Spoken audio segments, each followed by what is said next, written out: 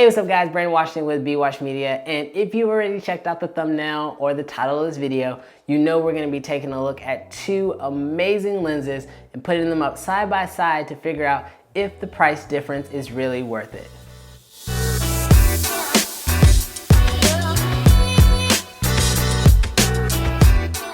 So today we're going to be taking a look at the Canon 50mm 1.2 L series lens and the Sigma 50mm 1.4 Art series lens. Now, if you know anything about lenses, you know that 50mm is one of those really nice coveted focal lengths. And so these two lenses are definitely gonna take you up to that pro level status when it comes to having a 50mm lens in your camera bag. Now you might be asking yourself, Brandon, why do you have two 50mm lenses in your camera bag? And to answer that question, I would say, I don't. Actually, the Sigma 50mm lens was actually given to me to review by the photo rental source based here in Houston. Now what's really cool about them is they're not just based here in Houston, they can actually do rentals all over the US. So if you're definitely in need for some rental solutions, definitely hit them up. I will have their link in the description below.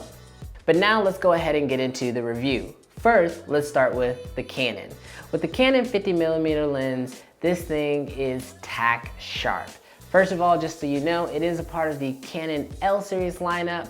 So if you are a Canon fanboy, you definitely recognize that red ring. On top of that, it does have an aperture that stops down to 1.2. And then also, this lens is going to be significantly shorter than the Sigma. Now with the Sigma, you're gonna have a much taller lens, a significantly heavier lens, and on top of that, it's only gonna stop down to 1.4 when it comes to the aperture. Now, that's about where their differences end.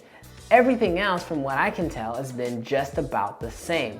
Putting these two lenses side by side and testing the autofocus in both of these lenses, because they both do have autofocus, I honestly could not tell the difference when using them.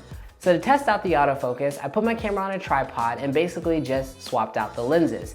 Now when I did this, I used my touchscreen to pull focus on different objects on the desk, and when I went back to review the footage, I honestly could not tell which lens was which. The only way I was able to keep them kind of separated was I used a little post-it note to remind myself when editing which footage belonged to which lens.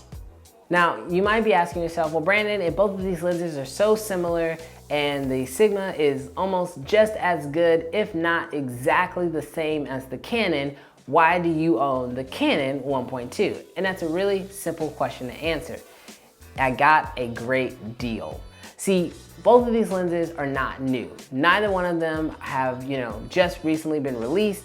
And so this means that there are tons of these lenses out there, and you can also probably find a good used one at a good price. And that was my case.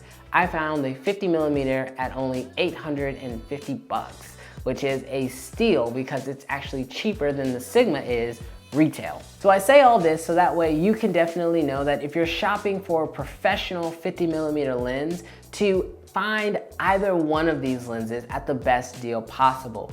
And you can definitely get your hands on some used ones. However, if you do want to test these lenses out first, definitely check out my guys over at the photo rental source to go ahead and try renting the Sigma 50mm, so that way you can maybe see what a professional 50mm lens looks like for you.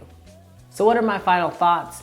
Checking out these two lenses made me really excited, but for Sigma lenses. And so what I mean by that is, if you guys follow Sigma whatsoever, you definitely know that they are continuously coming out with new lenses to add to their Art series lineup.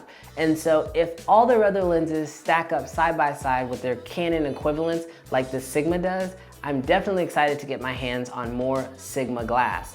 These lenses are phenomenal and they are very well priced. And so if you find yourself on a slight budget or maybe just wanting to save a couple dollars, I definitely recommend that you look into the Sigma glass while you're also looking at that Canon L series lenses.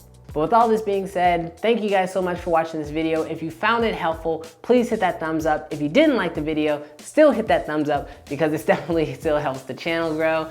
Also, if you love photography and video gear, definitely hit that subscribe button because I have a lot of new videos on the way. Now, one thing for all of you guys who stuck around to the end of the video, I have a little sneak peek to something big that's coming. A lot of you guys have been asking me how I got my drone license or if I have a drone license, and so I wanna go ahead and clear that up. Yes, I have my drone license. I have my Part 107 license. Now, I'm actually in the process of partnering up with a school that I actually use, and it's all online to be able to take my drone training course before I actually took my exam. And I 100% devote all of my success to passing that course on the very first time to this course. So definitely hit that subscribe button if you're excited about that. Leave some questions down below as far as what questions you have for me when it comes to getting ready to take your drone exam or if it's necessary for you. So any questions you have around drones, leave those questions down below because I'm gonna be putting together a full series just around this topic. But for those of you who stuck around to the end of the video, thank you so much, and I'll catch you guys in the next one.